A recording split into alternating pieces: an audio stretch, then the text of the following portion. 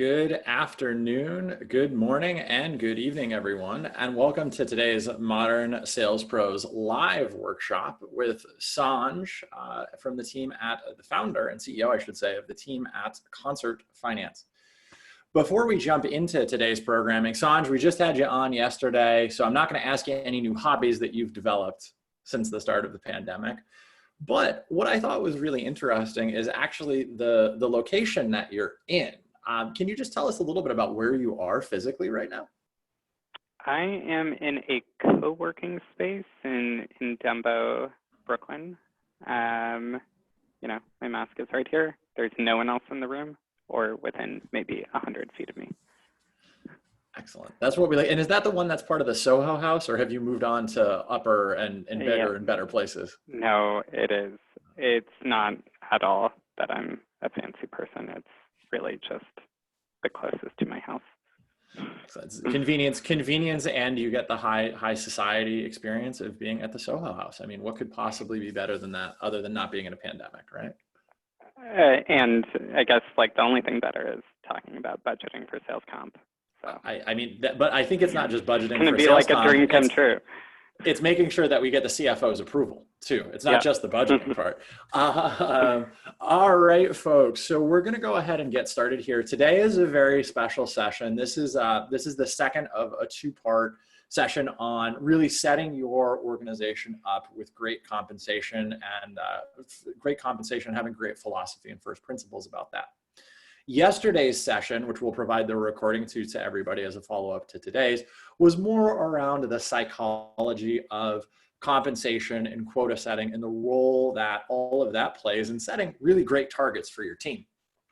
Today's session takes it in a little bit more of a tactical and a little bit more of an analytical and data-driven direction. And today we're actually going to be talking about how to build consensus and have empathy with the folks on the finance side of the house who are also dealing with budgeting uncertainty. The goal of today, and this is really important, we're going to go through some pretty advanced statistical concepts, or we'll go through a few of them. The goal of today isn't to make everyone that's in attendance a wizard with Excel. That's not the goal. The goal today is to really help you understand and give you some tools in your communication with the finance team for you to work together better in a way that's going to set the organization up for great success, both the sales team and your folks that you have on commissionable plans, and from a business perspective, from a business model. So that's what we're going to be jumping into today. And I'm really excited. Sanj is great with this. We had him on yesterday. This is another great programming that we have today. Before we jump into it, just a few words about Modern Sales Pros for those of you who maybe don't know. Modern Sales Pros is the world's largest community for revenue leaders in sales management, sales and revenue operations, sales development, and the related supporting disciplines. Our goal is to create an environment where our community members can answer the questions they'd otherwise struggle to solve on their own. And we do that through bringing amazing speakers in to chat with the community like Sanj today. We also do a lot of online discussions, so you can come and ask questions of the community and get perspective not just from one or two of these organizations, but from 20,000 members that represent over 6,000 different organizations. So really, really great perspective there. For those of you who aren't members, you will be invited to join the community afterwards. And enough about that. Today, I'm really, really excited to be joined by Sanj from the team at Concert. Sanj, I'm gonna hand it off to you, man. Let's jump into this. This is exciting stuff. Great, thanks, Rich. So just quick introduction. I'm Sanj Sanampudi. I'm co-founder and CEO here at Concert. Concert is a platform that allows you to design your compensation plans and budget for them, and also track your comp within one system. My background is I used to be a CFO, so a lot of what we're discussing today is the stuff that I wish I knew earlier in my career, and this stuff that later in my career people needed to do to make me convinced that our investments were appropriately calibrated. And one note here, folks, we have Sanj on today for about 45 minutes. So please do, sorry to interrupt you there, Sanj, but please do use the Q&A panel to hop in with any questions that you may have. especially as it relates to what we're talking about today. Sanj is really keen to answer as much as he can while also going through the programming. Sorry to interrupt, Sanj. Yeah, no, that's really important. A lot of what we're talking about today is going to be really new and unfamiliar to people, so please ask questions. You know, as Rich teed up, like what we're talking about today is really your budgeting process and how to make it more seamless. You know, I remember times earlier in my career where it would just take like months to budget the top line and to come up with comp plans that would work. And then even after we finalized all of that stuff, it took like 3 more months for whatever reason to do the last tweaks to comp plans and get them out to the team. So even though we started a new year on January 1, the team got their comp plan in like March or April. I'm sure none of you are as bad as I was. But our goal is, how do you take that like kind of horrible exercise and time box it into a couple of days? Because really, this shouldn't be that hard. So our agenda is we're going to talk about how we budget today and where we see it go wrong. Talk about like the uncertainty. You know, the core of budgeting is you're trying to predict the future, and like spoiler, you're all going to be wrong. So how can you accept that uncertainty and harness it to create a more productive process? We'll then go into the technical part of the webinar today, which is what Monte Carlo simulations are and how they apply to sales comp, and then give you a couple of takeaways. So jumping in, a rough guide of how budgeting works today. You know, there are 2 houses in Fair Verona. There's the finance team and the RevOps team. And, you know, the budgeting process usually starts because an investor is like, you're growing by 30% next year. And finance is, you know, kind of moving it around across teams to figure out, well, how could we efficiently deliver that growth? And the RevOps team is then looking bottom up and they're like, yeah, that's not happening. How do we fill these gaps? And the RevOps team then kind of takes those gaps and builds a real capacity plan. So you're talking about hiring and ramp times and attrition modeling. You're first starting to think about compensation at that point, and you're also probably layering in enablement and tools, because a big piece of filling in those gaps is usually addressing the fundamental productivity challenges. With that capacity plan, it gets passed back to finance, and that's where like the really fun Excel financial modeling, you know, cash flow impacts and accounting all happen. And then, you know, the budget doesn't work. So in the finance role, we really look for ways to de-risk expense. So how do we make more expenses more contingent? How do we pay even less in low cases? Well, how do we balance out paying a higher amount in low cases by paying less in the high-end cases? You're really spending a lot of time trying to figure out how to make that balance happen. And that is the one single point where we acknowledge that nobody knows how the future is going to pan out. And that's really kind of like the crux of where we see the problem in this process right now. And then, unfortunately, those of you in RevOps are left holding the bag, and you got to sell it to the sales team. So you have this like kind of monster of a comp plan that in many regards looks unattainable to reps. And if you remember from yesterday's session, you know, the targets are the thing that matter the most to your rep. The targets are the key to increasing your productivity. And you're somehow kind of explaining like this totally disconnected from a rep's experience comp plan is suddenly a great thing for them. And then, you know, invariably it will have some cascading impacts, and you might find yourself with a problem with attrition. So how do we break out of this cycle? We say that you should embrace the uncertainty. As a few of you know, I'm really into the psychology of all of this. So, you know, the way we think about uncertainty is as human beings, it's wired into us as part of our survival instinct. So anytime we face an amount of uncertainty, we automatically create negative simulations. So the way uncertainty was tested with a bunch of subjects in Germany is people were dropped off at a dark alley and they were told to walk through the dark alley. And when people were told to just walk through this long dark alley in a dangerous neighborhood, they tended to have their head down. They tended not to interact with their surroundings at all. They just were kind of really, really paralyzed. They couldn't really understand what was going on around them or the context of their situation. So really, that uncertainty forces people to shut down. But we also know that there are examples where we actually embrace uncertainty. We're really excited to participate in uncertainty. And that's like, imagine a large jackpot and buying a lottery ticket, and you're signing up for it. You're excited for that uncertainty.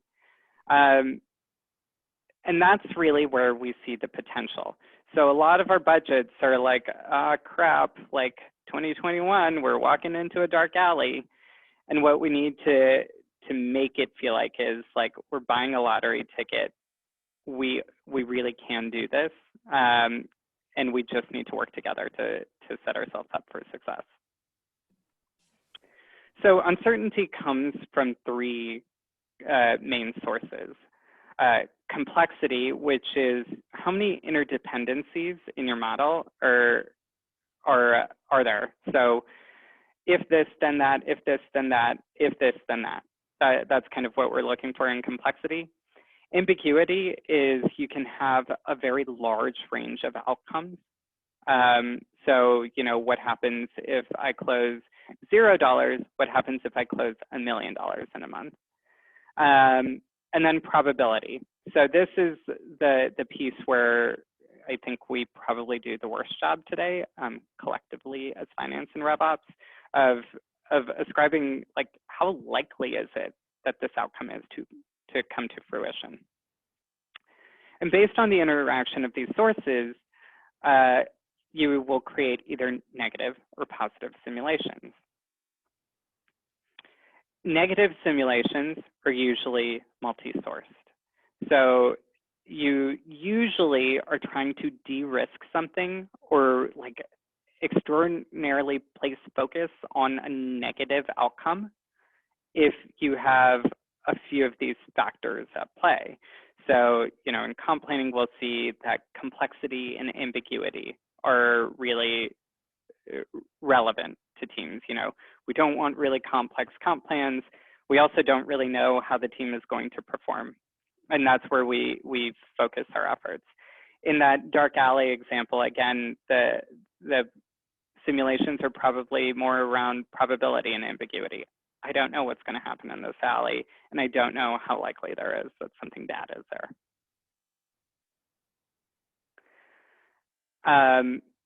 In the center of all of this is decision paralysis. So if you kind of have had those budgeting conversations where no one is making any decision at all, no one's saying if it's a good comp plan, no one's saying if they're going to sign up with the number, it's because these three factors are all at play pretty equally. Another way to think about decision paralysis is like this is like COVID back in April, when people weren't buying, when people weren't making decisions, when people weren't moving forward with their lives. And it was really because there was a very clear lack of information across the board. So like, you know, we had a bunch of complex metrics that no one knew how to interpret. There were kind of conflicting reports on the ranges of outcomes that could happen. And really no one knew the probability of kind of bad outcomes. We still don't know a lot of it, but we do box those a little bit better a few months out. Positive simulations are really different because they tend to have one primary source of risk. So back to that lottery example, you're sort of capped on the downside of buying a lottery ticket. A lottery ticket costs, like a Powerball ticket costs $2. Like, you're capped at losing $2. Yes, there are a range of outcomes, but like, it's not that ambiguous. You might lose $2. The really relevant thing to your decision is the probability. Are you going to win or not? And what chance do you have? And this is really where Monte Carlo simulations come in. You can build simulations to kind of attack all three of these factors at the same time.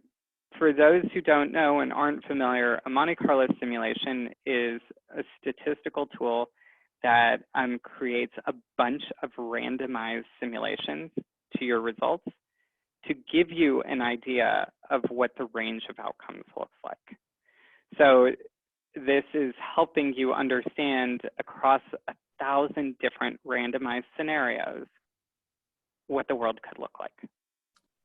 And just to reiterate what we had said at the beginning, folks, we're going to get into some of this statistics and how this is practically applied now. The goal of today, as Sanj had said at the beginning, we're not trying to make everyone on this call an Excel wizard. These are things that will help you have a better conversation to de-risk and disambiguate some of that uncertainty as you're negotiating and building in partnership with finance comp plans that are really going to move the needle for the individuals in the sales team and put your organization in a position where it can run a nearly responsible business. Yeah, and we also are going to be sharing some materials on how to do this in Excel. So don't become an Excel expert if you're not one already, but share those materials with your finance team and they can probably figure it out, or you can email someone on our team and we're happy to talk you through it quickly. So how are you going to use this to attack the sources of uncertainty? The first is you can model complexity. There is a big myth that comp plans need to be simple, that you need to have, you know, no more than 3 factors or, you know, no more than 2 rates. Like, no. Your comp plans need to match the behaviors that you're looking for. And there is some truth to how much you should focus someone on. You know, you're using this to focus and motivate your team. You can only point them in so many directions. But they can have multiple elements. We see a lot of very successful comp plans where people are paid on sourcing some amount of their own pipe. They're paid on closing deals with accelerators, and then they have a few kickers. That's totally normal, totally acceptable. The important piece is that you build that into how you're modeling. So you incorporate all of those pieces into your model so that there isn't kind of like this unaddressed question, well, what about this one thing you didn't put in the model? The second piece is to model ambiguity. And this is probably the most challenging to calibrate correctly. It's really easy for our businesses to talk about averages, but averages hide a lot of what is not going right in your process. So we treat averages as our enemy in this. And instead of averages, we look for ranges. And to add a little bit more granularity to the ranges, we actually look at the ranges across multiple stages of your sales process. So we don't just take you to the place where you're saying like, oh, my team usually closes between 5 and 25,000 a month. It's really layering in the variability in leads, the variability in conversion rates, and the variability in sales cycle to give you a really robust view of like how variable your sales process really could be. When we're talking about negative versus positive simulations, this is your single source of uncertainty. There is not really a great way that anyone can make your sales process really, really predictable. You're always going to have to live with these ranges, but by modeling it into your process, you can actually, you at least are acknowledging them. And that will, in a way, diffuse them for both you and your finance team. So the final step is you're going to model the probability, and that's where the Monte Carlo comes in. So you're taking the inputs of your old plan, your new plan, and all of your close ranges, and then you kick out a curve of what your old plan versus your new plan would cost. And the way that this is going to like superpower your planning process is first, in like normal life, your budget is one single point on this curve. It's like really sad. It's like pretty pathetic. Don't do that. Because what you get when you draw out the curve and you acknowledge the variability in performance when you're modeling in the uncertainty is you get a much more nuanced view. In this view, we can see that there's a 50% chance approximately of closing between 16.5 and 16.75 million based on this plan. And we also know that the range that it could cost you is somewhere between 1.6 and 1.8 million. That range could be acceptable. That range could be a little bit high. And then you really know what you need to work on. You know, that's where you're able to kind of change your plan's features a little bit to tighten that range if that's really important to your business. The last things that you're able to see is are you incenting the right outcomes?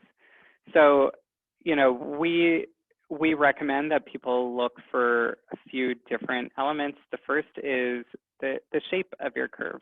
Is your payout matching your performance? So are we paying high commissions in high ARR scenarios and low commissions in low ARR scenarios? Great. Is it steep enough? So this is really kind of specific to your business and how prescribed your sales process is. But some payout curves end up being a little bit flatter because you're paying more for your reps to figure out the sales process, and a little bit there's a little bit less predictability in the process itself. As I mentioned before, you're looking at the width of each line to see, you know, is this a range of payouts that we can accept? And then finally, you would look for any outliers. So where are the cases, you know, maybe like this one here, where you're paying a lot in commissions for an okay result? And Sanj, I think that's a great point, and it's a question that comes up a fair amount. We had it a little bit in registration as well. How can we use this to get a better understanding and sort of better control the cost of compensation for our folks? Yeah, that's a great question. So there are a few things you can do on kind of the plan design side. You know, one of the questions we regularly hear when we're working with customers is, oh, I have this person who massively overachieved.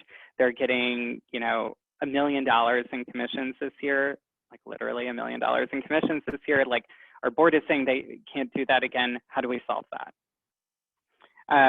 And in that case, you know, one tool you can use to solve it is instead of having annual quotas with annual accelerators, move to quarterly quotas with quarterly accelerators. So the person who got to their annual kicker in month 2 and was making, 30% of every deal after that is now only going to get 30% of every deal for 1 more month. So, you can definitely play with the time horizon. The trade-off of playing with the time horizon, though, is actually your width is going to increase. There's just more variability if you have 4 quotas for every person versus 1 quota for every person. There are also ways that you can play with the accelerator tiers. So one way to solve cases where in low scenarios you kind of want to balance them out and pay a little bit less is to introduce decelerators to your plan. And you can then true up those decelerators by making your accelerator tiers retroactive up to 100%. So there are kind of technical ways to work with your comp plan, and then fix the shape of your curve to fit what you really need to accomplish in your business. No, that's great. I was just putting my sales guy and sales gal hat on, and he starts talking about decelerators. And that's a tough sell. That's a tough sell to get in there, though.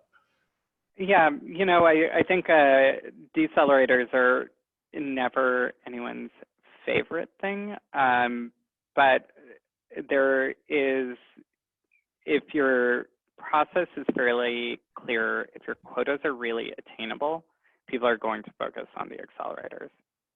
Yeah, and I think that's a great point. Oh, sorry, go ahead, Sanj. Oh yeah, it's really about tying back to yesterday's presentation. If you're building something that a comp plan that people have confidence in, and they're confident that you built it so that they are successful, they're not going to worry about the decelerator as much. Yeah, I think it's something where there's that, which crowd are you a part of? Is it a coin toss of if you're going to be successful or not, where maybe only 50% of the team is at quota, or like we talked about yesterday, is it 80, 85, 90% of the team can hit quota? Then you're like, ooh, I'm not really worried about the accelerators there. Exactly. Great. So the end result of doing this analysis is your complexity is built into your model. Your complexity is built into your financial model. It's not the typical shortcut that we hear of, oh, the top performers and the low performers are probably just going to wash. That's not going to happen because the low performers are going to book 0 in the worst case, and they have a floor. Your top performers have no floor. It's never going to wash. So your complexity is taken care of here. Your probability is taken care of because you have now 1,000 scenarios. You understand the probability of these outcomes. So what's really open is the ambiguity. And is the past a reasonable predictor of the future? And that's something that you're going to have to answer individually. In most cases, yes, it is, but that is one for your business. So some takeaways. The first is how do you do Monte Carlo simulations in Excel? This is a very high level view. We'll again send a little bit more detail on how to create this for you to share with a Excel enthusiast analyst on your team. But the key function to know about is rand between. And that gives you a randomized number between 2 numbers, and it will keep recalculating. You would link that random number to the plan formulas that you've designed. And then you can run a function called data tables, which would then randomize 1,000 times. It's not particularly challenging for people who are really into Excel. It is not worth learning Excel this well if you don't know it that well. And then, so we kind of showed how we think budgeting should work. What we wanted to show is a rough guide of how budgeting works today in our process. So when we're working with customers, we start with the bottom-up ranges. You know, I mentioned the past is the best predictor of the future. It's a uniquely human attribute to try to think that the future will somehow be different when you haven't seen it in the past. Like, other animals don't do that. So we start with the past. And you take that and you start building your Monte Carlo. So what you're doing is you're front loading all of the uncertainty. You know exactly what happened in the past. Now let's see if that variability plays out again in the future.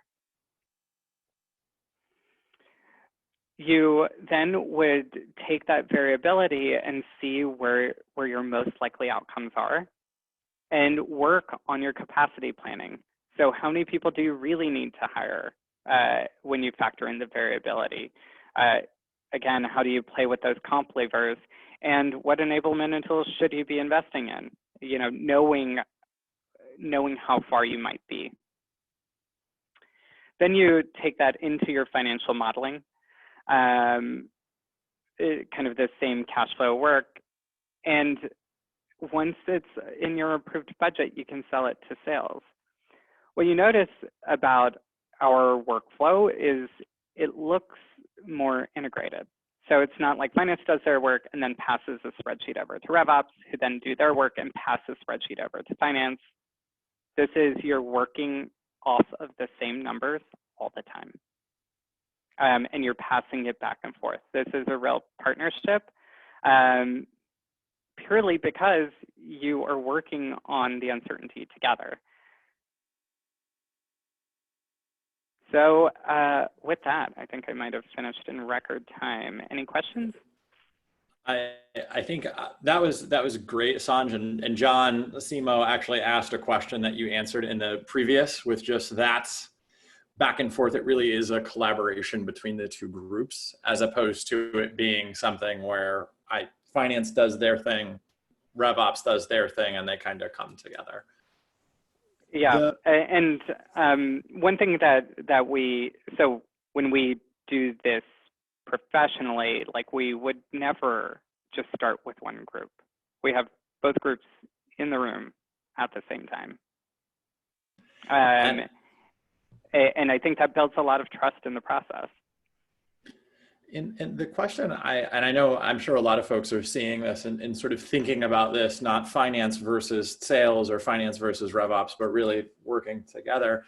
As a recovering CFO, if I were an ops person, what's the right way to approach the finance team with a more collaborative approach? Yeah, I think you know, it sort of starts with acknowledging what didn't work or what doesn't work, and building a path to getting budget out. From the RevOps perspective, and even from the finance perspective, I think the thing we most often see is like a symptom of how broken the process is what I mentioned early on in my intro of, like, if you're getting your sales team their comp plans really late, the process is broken. And if you kind of start with like, hey, legally, we're not supposed to give our comp plans out that late. Let's solve this right now and build a calendar to work together. I think you can start having a more open conversation of like how to work together and how to improve the process. I think that's a great point. And folks, as we said in the chat panel, we've got Sanj for about another 10 minutes here. So fire away. This man knows more about compensation than most of us have forgotten. In terms of using this, and one area where I remember being in a, let's call it tense environment with the finance team was actually around that hiring component of capacity planning. Can you maybe talk through a little bit about how this makes that conversation a little bit easier, or at least a little bit more all the cards are on the table? Yeah, I think what is challenging to know, at least from the finance perspective, is like, can a territory actually support another person? So if your individual rep productivity is already not where it is or where it needs to be, does another person actually deteriorate that further? Or is another person going to be like way better than the team that already exists? How is that actually helping? And I think when you're starting from this place of acknowledging the variability, you're actually kind of going in eyes wide open of like, well, you know what? We might not have the most efficient team right now, but we actually need this person because we're going to miss our number. And this person is going to be cash flow negative, cash flow positive by the end of the year. You know, like you'll kind of have a really clear view of like, what is this person going to contribute? Because and that's a good point, those ramp-up assumptions would also go into those ambiguity levers that you're putting in. Yeah, and I think that's another area too, just as we're talking about that. I think one of the things that's interesting is looking at investments that you can make to adjust some of those ambiguity levers. So back to the demo to, or first call to demo ratio, let's say, right? That's something where you could invest in sales enablement or tooling or training to try to control that, or at least increase the floor or the average a little bit to put you in a better position to get to where you want to get to. Yeah, I think you're trying to minimize the variability there, right? Like make each, you know, is when I think of RevOps, like, you know, I always kind of go back to thinking like, there are the people who work at Toyota figuring out how to improve the factory line. So, you know, if you have a 3x variability in the production of a Camry, that's totally unacceptable. That's how you fix productivity. Yeah. So yeah, I think like these ranges will take a little work to get to, but they also will help you prioritize the investments you're making. And we have actually another question coming in live on this. You mentioned, you know, we've got kind of some of the basics here that I think every sales leader would think of if they sat down and wrote this out on a napkin. Are there other metrics that you would model into this ambiguity side of things? You know, I think they're very they're very specific to each company. I would say at a high level, these are probably the most straightforward. I would probably add in something around like the sourcing of these leads. I think there are a fair number of studies that show that sales reps have much higher close rates when they source their own deals. So that would be a more nuanced way to look at it of like, well, what if we actually created an incentive around participating earlier in the pipe? Yeah, interesting. So with that, and I'm just going to kind of piggyback on that question, Sanj, would I actually have multiple variants of this table and then run various Monte Carlo simulations based on the percent of pipeline that came from maybe a partner versus self-sourced versus inbound? Or would that just be another component on here? That would be another component in here. So what you're doing is in this ambiguity section, you are throwing in everything that makes you a little bit uneasy about your process. And this is like what the average hides though, right? This is why the average is so bad, because the average is not actually a data point that you've probably ever observed in the wild. Right. Yeah, no, I can think of some modeling that I've even done recently with this, where it's like, the average is, it's kind of in between those two, but in reality, you've got these extremes to contend with here. Another question coming in, more just around the Monte Carlo simulations. When you kind of run that, have you ever seen someone do this on maybe a per rep basis or a per title basis? So in some organizations, right, you've got AEs and then strategic AMs or something like that. Have you seen that done before?